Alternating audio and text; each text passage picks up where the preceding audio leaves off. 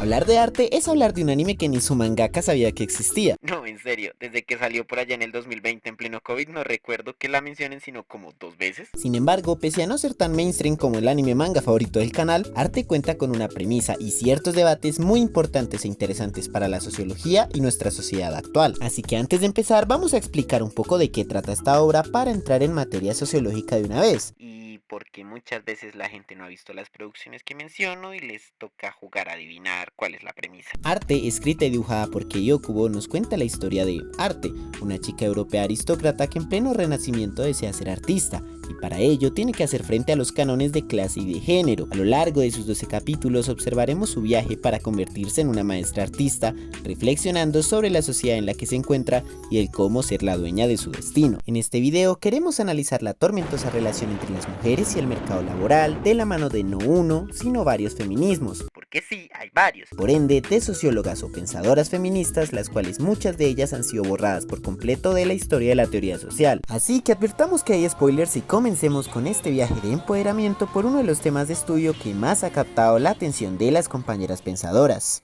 Capítulo 1. Arte en el mercado laboral. El primer contacto que tenemos con nuestra protagonista es ella dibujando un ave en su cuarto para acto seguido ver cómo su madre decide quemar todos sus dibujos en el patio a modo de rechazo de la vocación de arte. No es para menos, pues la obra nos cuenta que a lo largo de su adolescencia ella ha escuchado constantes discusiones entre su padre y madre sobre el papel que ella debe jugar en esta sociedad. Y es que en la sociedad occidental, más en esa época, estaba mal visto que una mujer trabajase o se dedicara a algo que no tuviera que ver con las labores domésticas de cuidado. De este modo, la madre de Arte se preocupa porque de seguir aspirando a ser artista, ella corría el riesgo de no casarse. El matrimonio también es visto no como un compromiso mutuo basado en el amor, el respeto y las ganas de construir colectivamente, sino como una forma de ascender económica y socialmente, por lo que las mujeres que no, entre comillas, sirvieran como material de casamiento, eran asociadas con gastos innecesarios en el hogar y enviadas al convento. Esto es algo que podemos asociar con una de las madres fundadoras de la sociología, Marianne Schneider, o lastimosamente también conocida como Marianne Weber, una de las primeras mujeres en obtener un doctorado en sociología y lideresa feminista durante finales del siglo XIX y comienzos del siglo XX. Marianne pensaba que a las mujeres se les impedía conseguir una vocación, es decir, aquella tarea que dotaba de sentido tu existencia y con la que te sientes plena y realizada. Según esta autora, la sociedad imponía el pensamiento de que la única vocación válida para ser mujer era el tener hijos y cuidarles. Bajo esta lógica, las mujeres, al igual que Arte, concebían el hogar como una jaula de la cual no podían escapar, casi que se les imponía una condena perpetua de prisión domiciliaria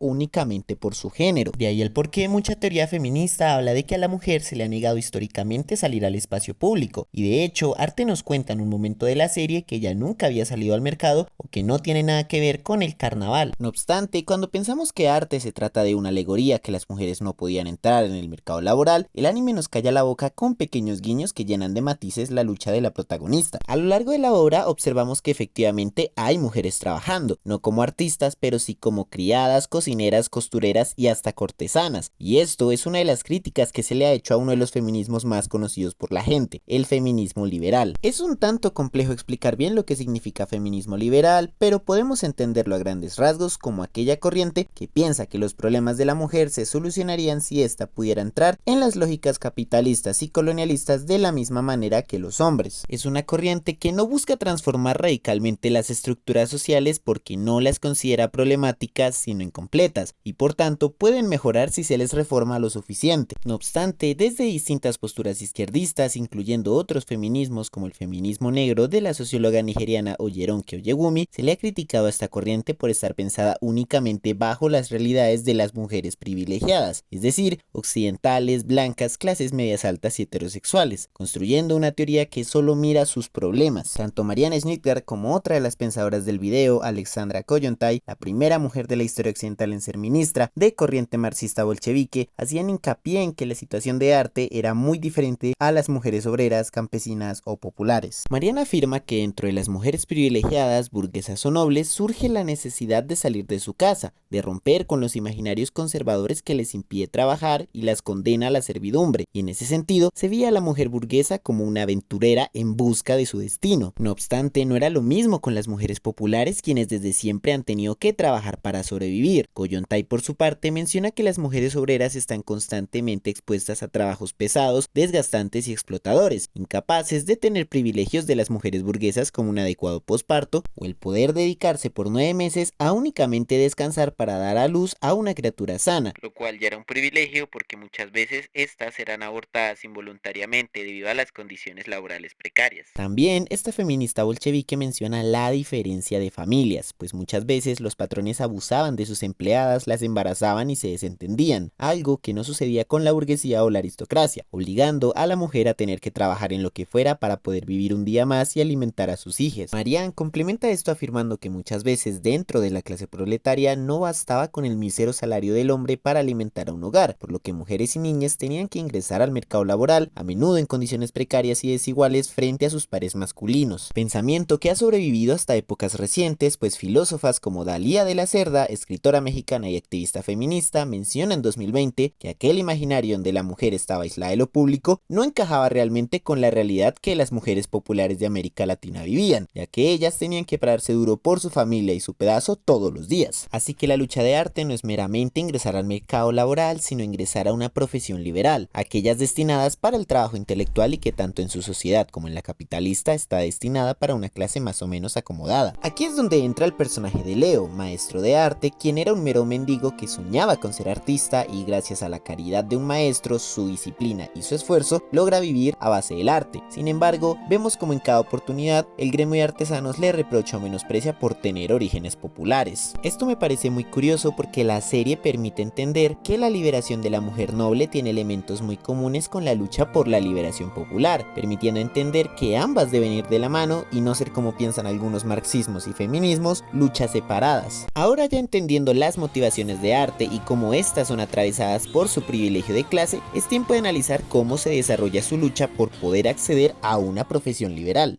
Capítulo 2. Las violencias laborales.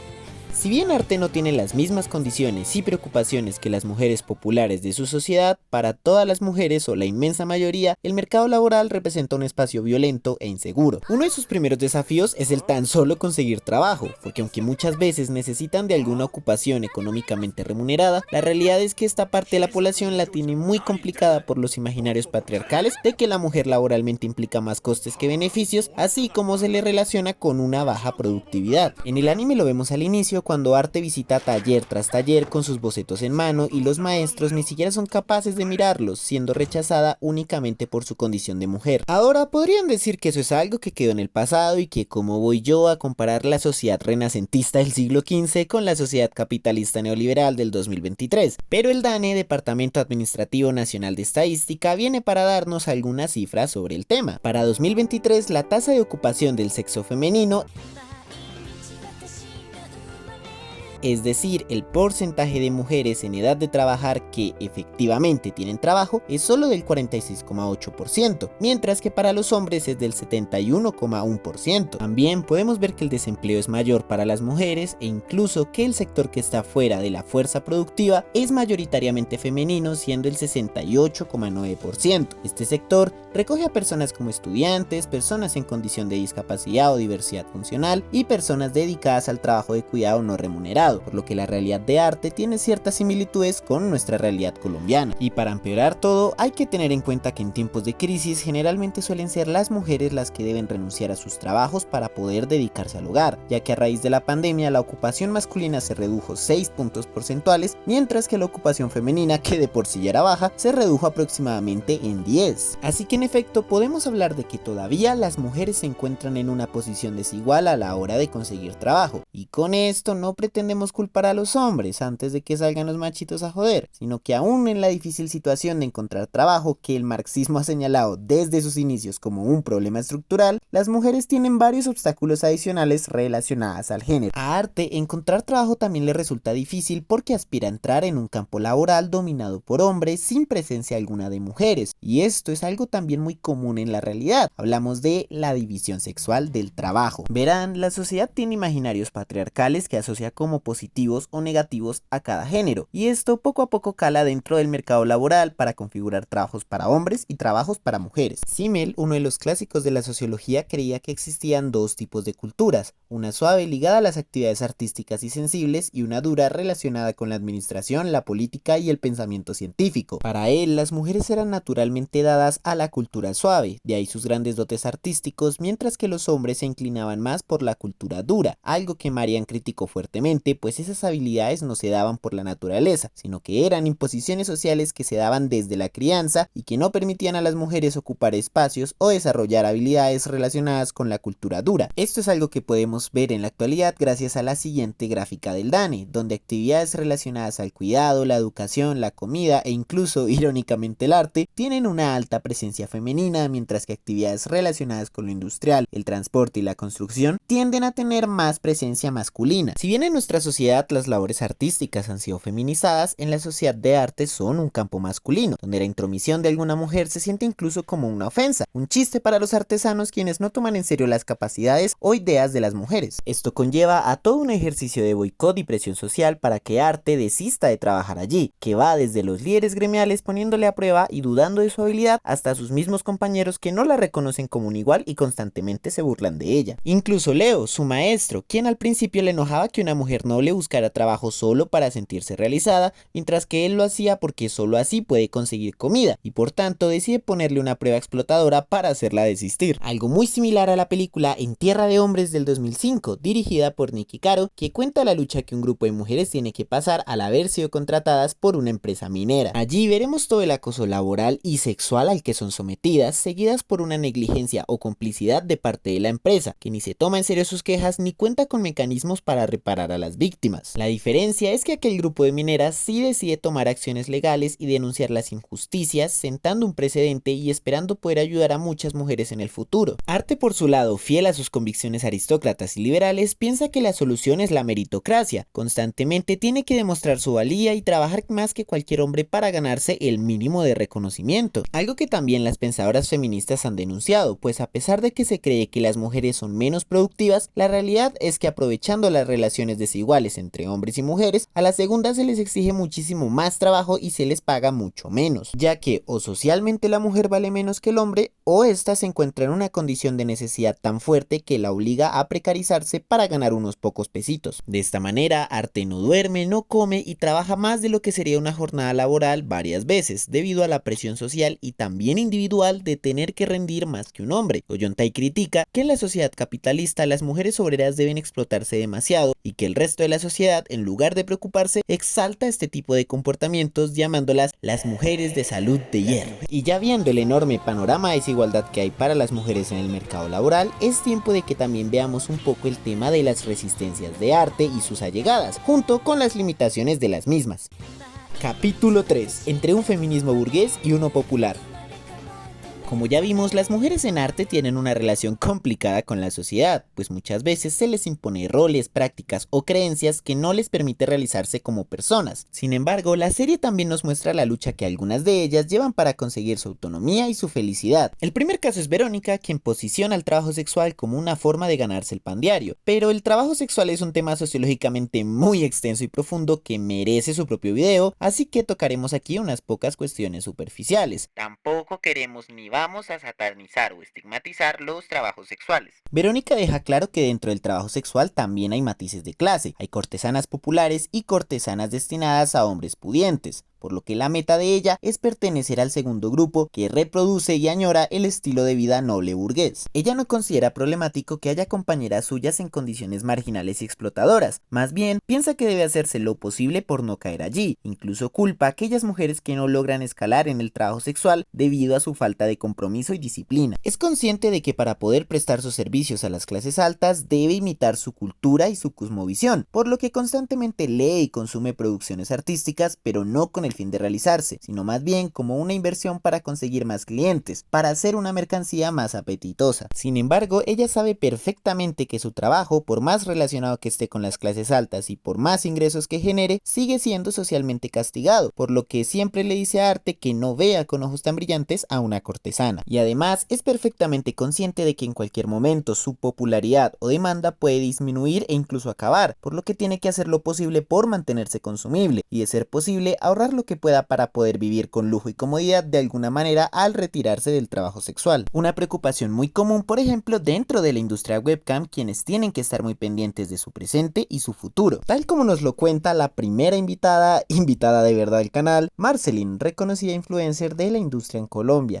Es muy importante entender la industria webcam como un medio para lograr algo, es decir, tener una proyección o meta a corto, mediano o largo plazo que logremos mediante nuestra facturación en transmisión. Porque en definitiva, ser modelo webcam no es algo que pretendamos o que podamos hacer por el resto de nuestras vidas. Y va mucho más allá del argumento de la belleza se acaba. Porque en realidad no hay un estereotipo de belleza o un rango de edad que te garantice o te impida ser una modelo exitosa. Es más porque el trabajo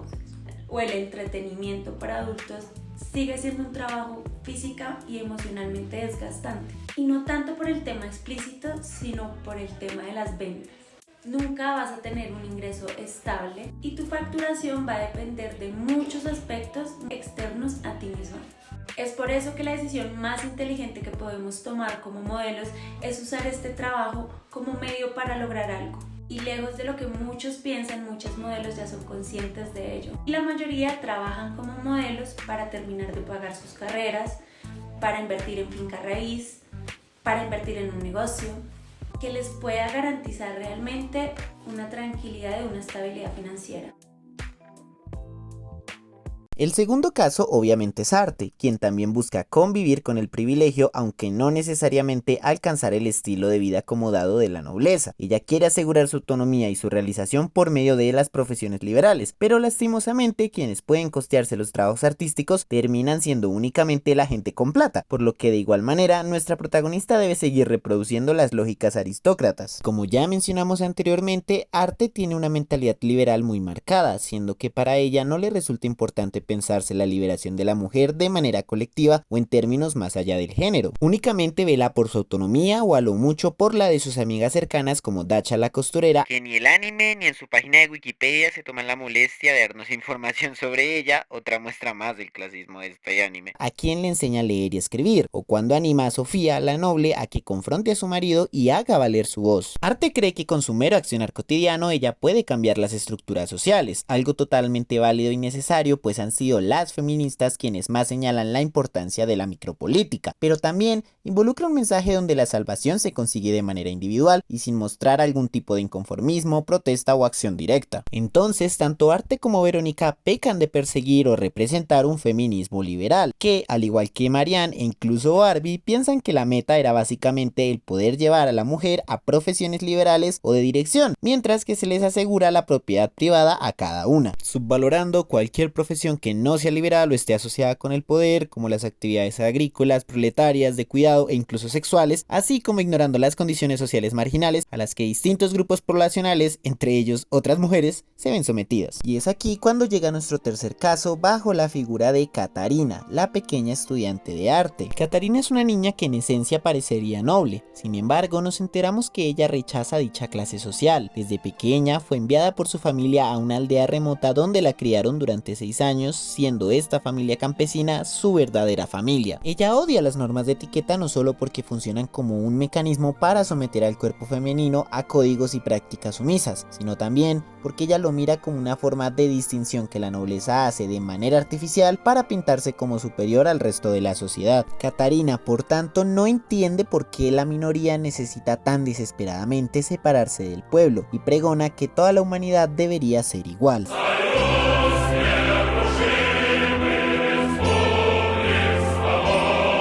obstante, al igual que arte, para ella su vocación está prohibida ya que quiere ser cocinera, y si el trabajo de arte estaba vetado por ser para hombres, el de Catarina lo está porque la cocina se piensa como un espacio de servidumbre fuera del alcance de la nobleza. Pero para la pequeña revolucionaria, la cocina debe ser un espacio igualitario, horizontal, donde no apliquen categorías o rangos. Sencillamente la vida debe funcionar bajo el principio de que quien no ayuda en la cocina no come. Algo sumamente transgresor, no solamente porque ella ya se piensa una sociedad sin clases o jerarquías, sino también porque establece que las labores de cuidado deben ser socializadas de manera comunitaria. Este pensamiento es muy similar al de Kollontai, quien buscaba que la sociedad fuera vista como una enorme familia que se cuida mutuamente a través de la regulación y coordinación del Estado, quien debería repartir los medios de producción y por ende la riqueza entre toda la ciudadanía, pero incluso comparte mucho más con lo registrado por Silvia Federici, activista y profesora marxista feminista, en su libro El Calibán y la Bruja, donde se evidencia que muchas veces en el feudalismo fueron las mujeres quienes apostaban por un sistema de trabajo y cuidado colectivo, poniendo en tela de juicio la autoridad del clero, de los señores feudales e incluso a la propiedad privada misma, totalmente diferente a la versión de Marianne, quien estipulaba que todo el cuidado de una sociedad también debía estar centralizado, pero por medio del mercado, es decir, que surgieran empresas de cuidado que las personas burguesas o clase media pudieran contratar para dedicarse plenamente a su vocación. Lastimosamente, al final la mangaka parece darle la razón a arte, y por tanto al feminismo liberal. Ella, al tiempo que Catarina, aprenden que su estatus de noble es algo de lo que no pueden escapar, y que por ende deben aprender a cómo utilizar sus privilegios para luchar por su autonomía, yendo contra la corriente, la cultura y la moral, pero nunca contra la economía. Un mensaje que a primeras es similar al que nos da Dalia, quien expresa que no hay que negar nuestros privilegios porque es imposible, sino que más bien hay que aceptarlos, reconocerlos y utilizarlos en la lucha colectiva para que los derechos no terminen siendo privilegios. Pero la obra no se siente así. Arte no piensa cómo a través de su privilegio y su trabajo puede lograr una sociedad más equitativa, así como Catarina olvida por completo su ideal de una sociedad sin clases, y aunque no abandona su pasión por la cocina,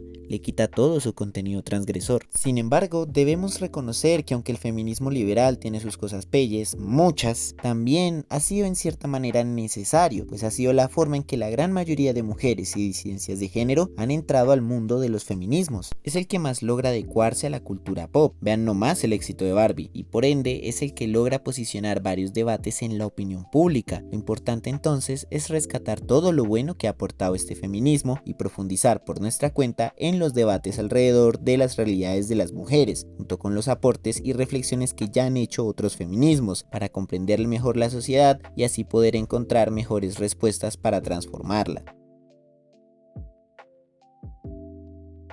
Debemos agradecer a la doctora en Derecho y Magíster en Sociología Jenny Carolina Ramírez, mi profe, porque es gracias a ella que contamos con toda la bibliografía de este video, y ha sido ella junto con las compañeras del Departamento de Sociología de la Universidad Nacional quienes han seguido la lucha y el legado de la profesora Luz Gabriela Arango de recuperar del olvido los aportes y pensamientos de las teóricas sociales. Y aunque no pensé que me demoraría tanto, es grato saber que el video llegó justo a tiempo para conmemorar el 25N, una fecha importante que nos recuerda que las preguntas incómodas y la militancia política de las mujeres son capaces de despertar el fuego de la revolución en el corazón de los pueblos.